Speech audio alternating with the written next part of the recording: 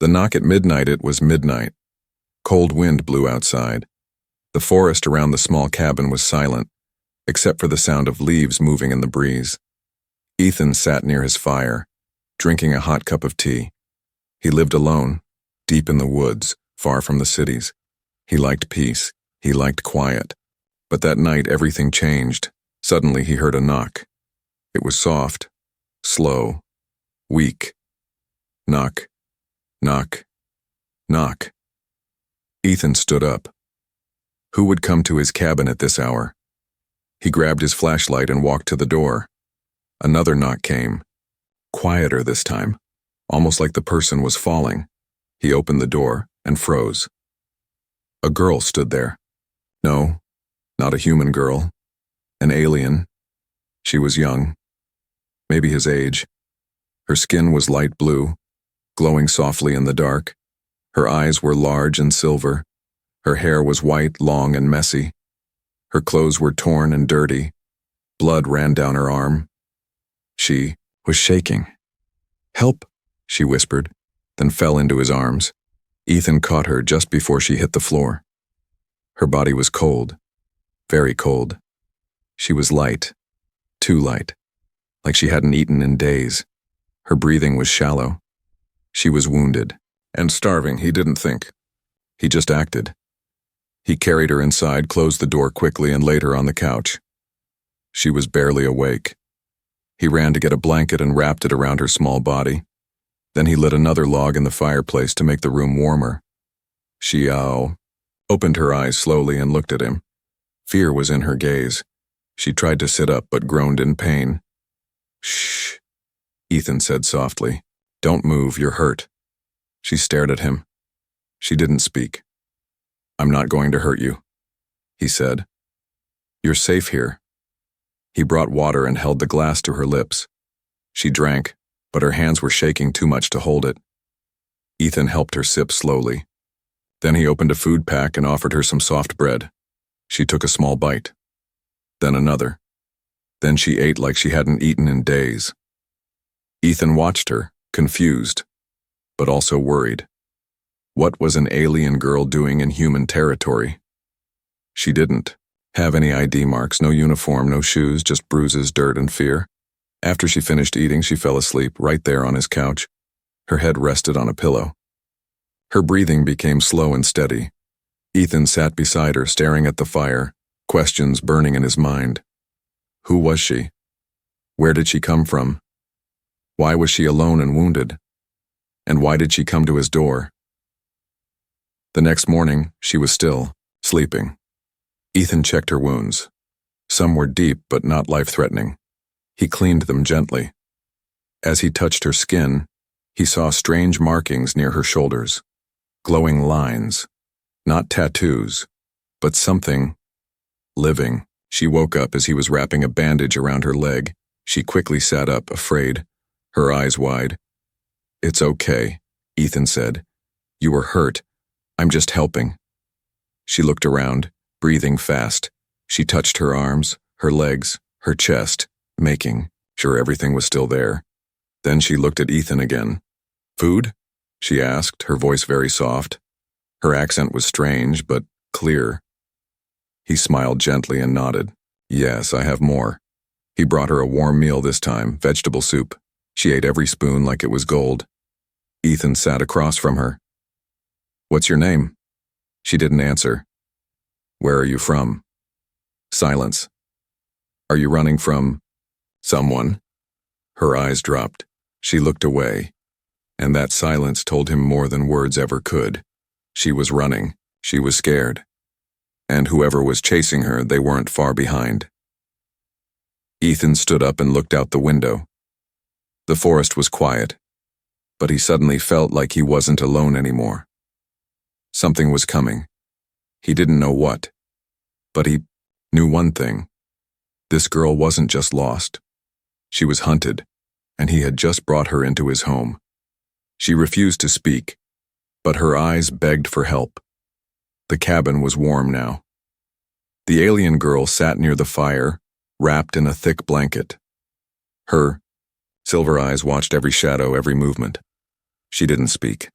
Not one word since she arrived, but her eyes, they told a story. Ethan moved slowly around her. He didn't want to scare her. He placed a bowl of soup in front of her. She looked at it, then at him. "It's okay," he said gently. "You can eat." She took the bowl with shaky hands. Her fingers were long, with glowing blue lines running down them. As she ate, she didn't take her eyes off him. Not for a second. Ethan tried again. "Do you have a name?" No reply. "Do you understand me?" Still nothing. But she gave a very small nod, just once. That was something. Later that evening, Ethan checked the outside security cams. They were still working. No movement outside. But something didn't feel right. The girl kept looking at the door, then the window, then back at the fire, like she was measuring how long she had left. Suddenly, a loud noise echoed through the trees. Boom! She jumped and dropped the spoon. Her body went stiff. Her eyes were wide with fear. She looked at Ethan, then crawled quickly under the couch like a child hiding from a monster. Ethan ran to the door and opened it. Nothing. Just a fallen tree branch from the wind. He closed the door and turned back. The girl was still under the couch, curled up, shaking. "It's all right," he said. "It was just the wind." But she didn't believe him. Something had hurt her before, something bad. That night, she didn't sleep. She sat near the fire with her knees pulled to her chest. Ethan gave her a pillow and offered the bed, but she didn't move. She just stared into the flames. Lost. Broken. Ethan sat near her, a little distance away. "Who's after you?" he asked softly. She didn't answer, but her eyes filled with tears. She wiped them away fast, like she was trained not to cry. He spoke again. "You don't have to talk if you're scared. But you're safe here." Still, she was silent. The next day, Ethan tried to find out more. While she rested, he scanned the Galactic network. He searched alien fugitive alerts. There were many, but one photo made his blood run cold, a blurry picture. White hair, silver eyes, torn cloak, a reward notice. Fugitive, Class X, dangerous, wanted dead or alive. 2 million credits. It was her, the girl on his couch. But she didn't look dangerous. She looked hurt, terrified, starving. So why did the galaxy call her dangerous? When Ethan returned to the living room, she was holding one of his tools. A small cutting device. Not to attack, but to defend. She had taken it quietly while he was distracted. He raised both hands. "I'm not your enemy." She dropped it and backed away fast. She shook her head, eyes wild with fear. Then she whispered, "They will come. They always come." Ethan was shocked. Her voice was weak, but real. "Who? Who's coming?" She didn't answer. Instead, she looked at the window. Ethan walked slowly toward her. "You're not safe out there, but here I can protect you." Her lips moved, barely a whisper. "You can't stop them." "Try me," Ethan said, his voice calm but strong. That evening, she finally sat beside him. Close, but not too close. She pointed at the fire, then at her chest. "They burned my name," she said. Ethan didn't understand at first. "Burned?" She pulled down part of the blanket. On her collarbone was a small scar, shaped like an X. It looked like it had been branded into her skin. "That's why. You ran?" She looked at him. Then, slowly, she nodded. Ethan stared at her. Not with fear, not with anger, but with something else. Compassion. She had been treated like property, hunted like an animal. But she wasn't a beast. She was someone's daughter, someone's sister, maybe even someone's princess. As the night deepened, Ethan gave her a cup of tea. She held it close to her face, feeling the warmth. "I don't know who you are," he said softly, "but no one deserves what they did to you." She looked at him carefully, studying his face. And for the first time since she arrived, she smiled. Just a little. It was broken, tired, but it was real. That's when she whispered, "My name is Neria." The secret hidden in her skin. The morning sun slipped through the wooden blinds. Ethan sat on a chair near the window, sharpening a tool. Across the room, Neria slept with her arms wrapped tightly around herself. She hadn't moved all night, but her face looked calmer than before. She trusted him now, at least a little. He watched her with quiet thoughts. Her name echoed in his mind. Neria, a beautiful name, but it carried weight, fear, secrets. Ethan stood up, walked to the small kitchen and began preparing breakfast. As he chopped vegetables, he saw her eyes open. She didn't speak but gave him a slow nod. That was her way of saying, "Good morning." He brought her soup again. She sat quietly, sipping it. Then Ethan noticed something strange. There was a small glowing line on her neck. It hadn't been there before, or maybe he just didn't see it. "Neria," he said carefully. "What's that mark on your skin?" She looked at him, then touched her neck quickly. She pulled the collar of her shirt higher, hiding the glow. "Nothing," she whispered. But Ethan could tell she was lying. Later that day, while Neria rested, Ethan checked the Galactic files again. This time, he searched for her name directly. Neria. The results were few, but one file popped up. It wasn't public, it was buried deep. But Ethan had once been a mechanic in the outer colonies, and he still knew how to dig through systems. There it was. Subject, Neria Levaren. Status, experimental hybrid. Unauthorized. Escaped. Termination ordered. Risk level, high. Bio-enhanced. Royal model. His hands froze. Hybrid? Bio-enhanced? Termination? Ethan leaned back, heart pounding. She wasn't just a runaway. She was something they built, engineered. And they wanted her dead. Not captured. Dead. He returned to the living room and found Neria sitting near the fire again. Her knees pulled up, her eyes tired. Ethan sat down next to her and spoke gently.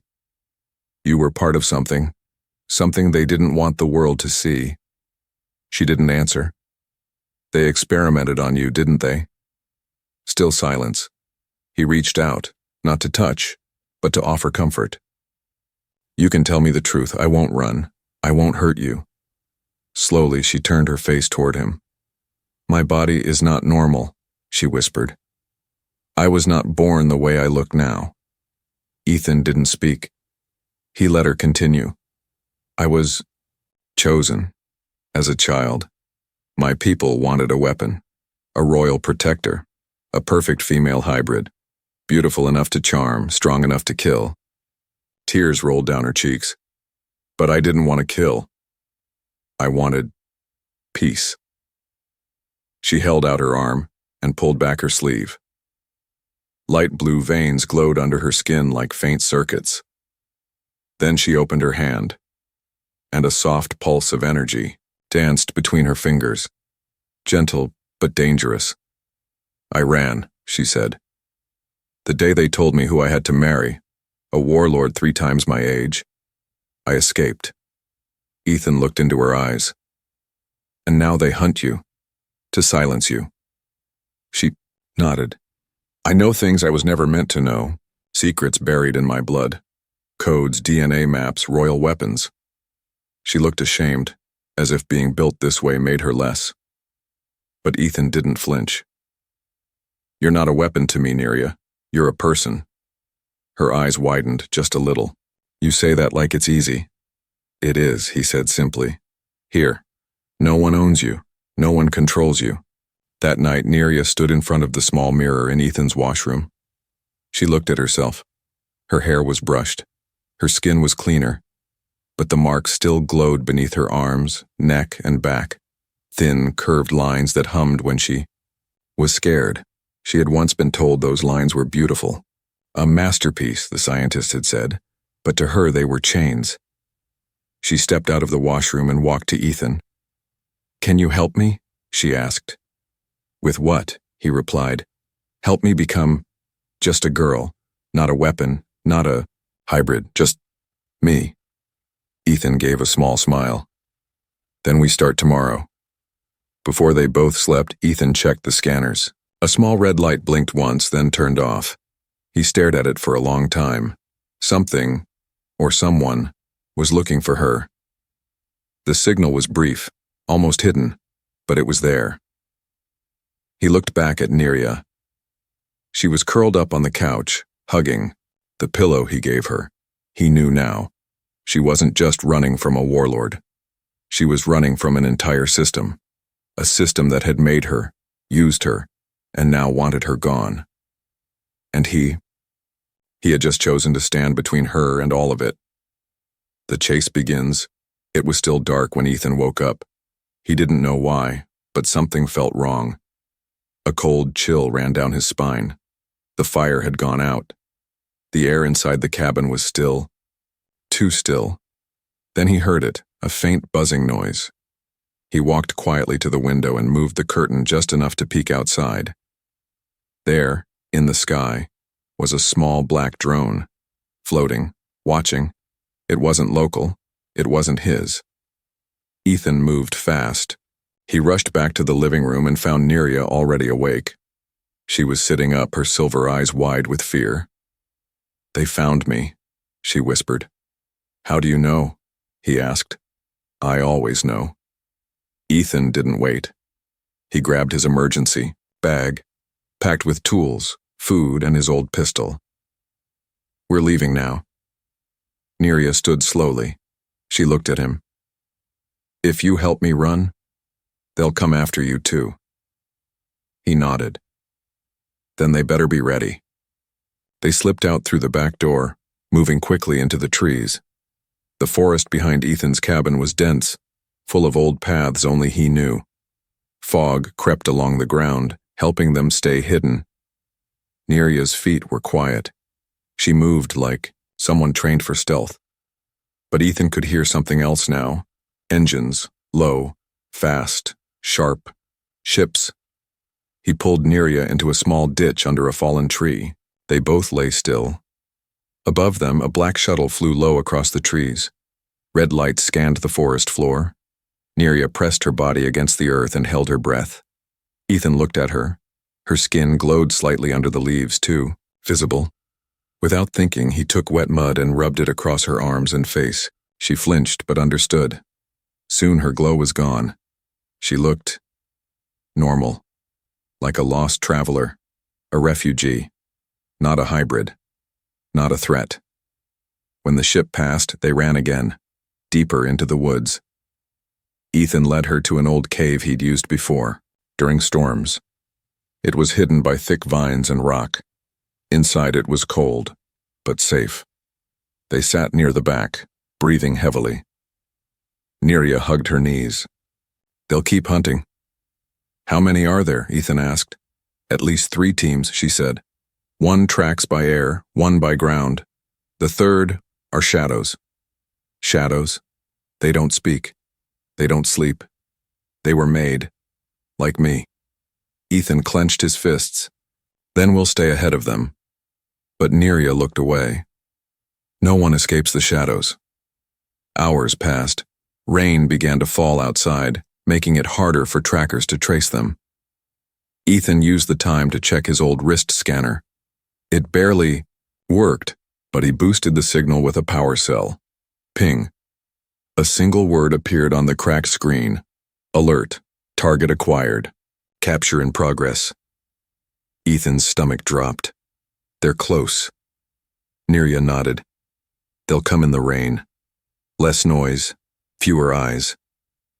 Ethan pulled out his old pistol and checked the charge. Only 3 blasts left. Then he looked at her. She was calm now, too calm. "You've done this before," he said. She didn't answer, but her eyes said everything. As night fell, Ethan spotted movement outside the cave. Figures in black armor.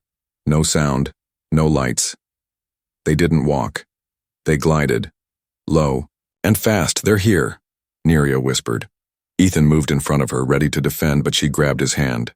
"You can't fight them, you'll die." He looked at her. Then run, I'll slow them down. No, she said, her voice firm. They won't hurt me if I go willingly, but they'll kill you. He didn't move. I won't let them. Take you. She looked up, eyes shining even in the dark. Why? You don't know me. Ethan smiled sadly. I don't need to know your whole story.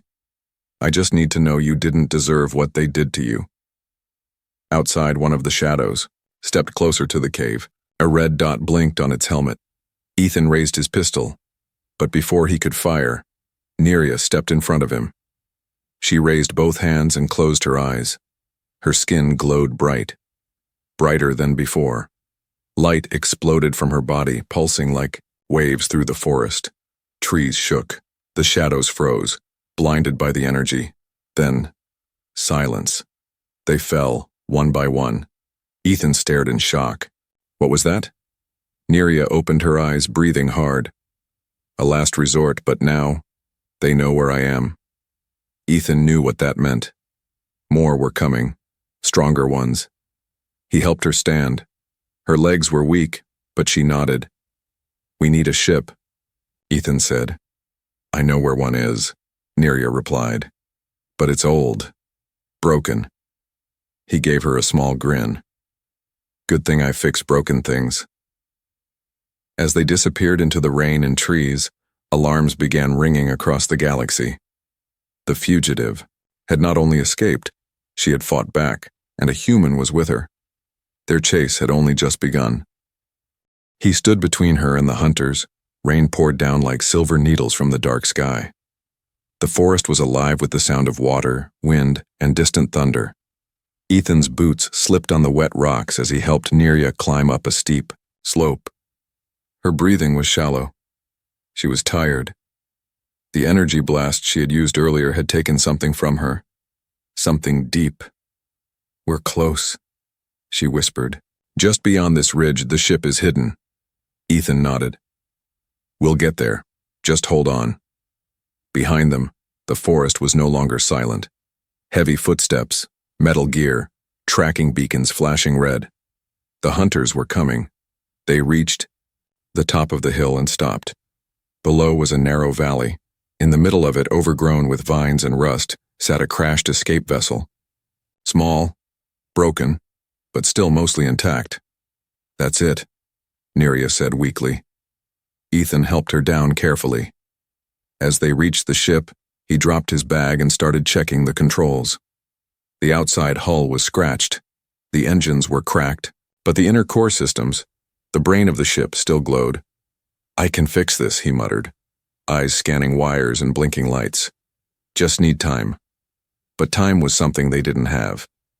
Neria suddenly turned. She could feel them. The hunters had arrived. Not the shadows this time. These were something worse. Elites. Black armor. Red visors. No emotion. No mercy. They stepped into the valley slowly, weapons raised. One of them called out, "Turn over the fugitive. Step away, human." Ethan stood up. His heart pounded, but his voice was steady. She's not going anywhere. The hunter took one step closer. She is a weapon, a failed one. You're protecting a mistake. She's not a mistake, Ethan said, moving in front of Neria. She's alive. She has a right to live free. Another hunter aimed his gun. Last warning. Ethan raised his pistol. Only one charge left, but he wasn't going to run. Behind him, Neria stood tall even though her legs were shaking. She looked at Ethan's back. This man, this simple human, was standing in front of death for her. Not because he had to. Not because he wanted anything from her. But because he believed she deserved better. No one had ever done that for her before. Her vision blurred, not from pain, but from emotion. The first shot came from the left. Ethan fired back. Blaster beams lit up the valley. Rain turned to steam where the heat touched it. Trees caught fire. The ground shook. Ethan ducked behind a broken wing of the ship, firing at the hunters. He missed, but they hesitated. Maybe they didn't expect him to fight. Neria crawled inside, The ship. With the last of her strength, she found the power cell core and forced her hand into the socket. Her skin glowed bright blue as her energy synced with the ship's systems. The ship began to hum. It wasn't flying yet, but it was waking up. One hunter rushed forward, fast, like a machine. He aimed directly at Ethan. Ethan stood his ground. Gun clicked. Empty. He closed his eyes, but the shot never came. Instead, he heard a scream. Not from him. From the hunter. Neria had stepped between them. Her arm was outstretched. Her hand glowing with energy and rage, a wave of blue light blasted from her palm, throwing the hunter back 20 feet. He hit the rock wall and dropped like a rag doll. The others paused. They realized something. Neria wasn't weak anymore. She stood beside Ethan now, rain running down her face, her hair sticking to her skin, her eyes burning like stars. "If you touch him," she said to the hunters, "I will end every single one of you." They hesitated. Then slowly, they stepped back. A call came through their comms. Orders had changed. "Retreat," said the voice. "Target has bonded, protected under Alliance law. The human is her declared mate." Ethan blinked. "Wait. What?" Neria turned to him. "I activated Royal Code by joining my life force to yours. It's ancient law. They can't kill me without risking a war." He stared at her. "You bonded me?" She looked down shyly. "It was the only way? But I didn't do it just to survive." The hunters vanished into the mist. The battle was over. For now. Ethan dropped to his knees, breathing hard. Neria sat beside him. "You stood between me and death," she said softly. "No one's ever done that, not even my own kind." Ethan looked at her, eyes gentle. "You were never a weapon to me, just someone who needed saving." She leaned her head on his shoulder. "I didn't just bond to survive," she whispered. "I bonded because I want to stay. A place to hide, a heart to heal." 3 days passed. The rain finally stopped. The skies cleared, and the forest returned to its quiet rhythm. But for Ethan and Neria, nothing would ever be the same again. They were no longer just a man and a runaway alien. They were bonded now, by ancient alien law, by choice, by survival. And something deeper had begun to grow between them. Not fear, not duty, but something soft, warm, strange, something like love. The crashed ship was now their home. Ethan worked every morning to repair it. He stripped old metal parts, cleaned circuits, and reconnected broken wires. Neria sat nearby, helping, where she could. Sometimes she passed him tools. Sometimes she just watched him in silence. He noticed that she smiled more now. Not often, but enough to matter. She was changing. One morning, Neria brought Ethan a cup of heated fruit water. She sat beside him and quietly placed it in his hand. "You work too hard," she said. He chuckled. "Someone's got to fix this flying bathtub." She tilted her head. "What's a bathtub?" He laughed harder. She blinked, then smiled too. Moments like that, simple, soft, were becoming more common between them. That evening, Neria stood outside the ship looking at the stars. Her hair, finally washed clean, shimmered in the moonlight. Her blue skin glowed faintly now, not from fear but from peace. Ethan walked up beside her. "You miss your home?" he asked. She shook her head. "I never had a real home. You had a palace, right?" She nodded. "Yes, big rooms, tall windows, golden walls, but no freedom, no friends, no warmth." She looked up at the stars. "But this place, this valley, this broken ship, it feels warmer than all of that." She turned to Ethan. "Because you're here." He didn't know what to say. His heart thudded. The next morning, Neria found a mirror in the old storage compartment. She stared at her reflection for a long time. The glowing marks on her arms had faded. Her skin was healing. Her body didn't shake anymore.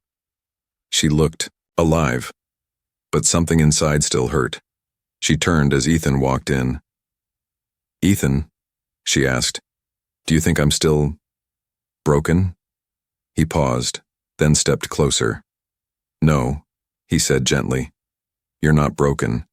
You're healing. And that's even stronger. She looked down. They called me defective, said I couldn't feel, that I was just a tool. He reached out and touched her hand softly. They were wrong.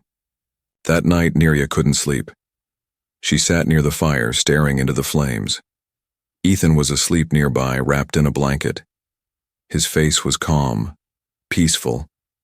She quietly walked to him. Kneeling beside him, she watched his chest rise and fall.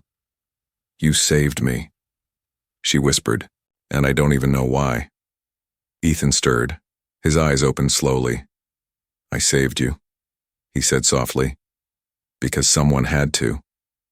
And I'm glad it was me. Neria looked into his eyes. You're the first one who ever saw me as more, because you are. A long pause. Then she whispered, Can I stay close tonight? He moved over, lifting part of the blanket. Of course. She crawled under it. Her head rested against his chest, his arm wrapped gently around her. No words, no promises, just warmth. The next day they worked side by side again. Ethan noticed something odd. As Neria touched one of the ship's broken panels, the metal began to respond, heating up, repairing itself. He stared. Wait, you're syncing with it? She looked at her hand. I didn't mean to, it's just reacting to my energy. That's amazing. She gave a shy smile. Maybe I'm not useless after all. Ethan touched her shoulder. You were never useless. Later, as the stars rose again, Neria sat on the top wing of the ship. Ethan climbed up and joined her. Do you think they'll come again? She asked. Probably, he said honestly. And will you still stand with me? If they do? He turned to her, eyes serious. I won't just stand with you. I'll fight with you. Run with you. Live with you. Her eyes softened. She leaned against him, their shoulders touching. I used to dream of being free, she whispered, but I never dreamed of being loved. Ethan smiled. You're allowed to dream bigger now. She looked at him, and for the first time in her life, she believed it. She chose him as her husband.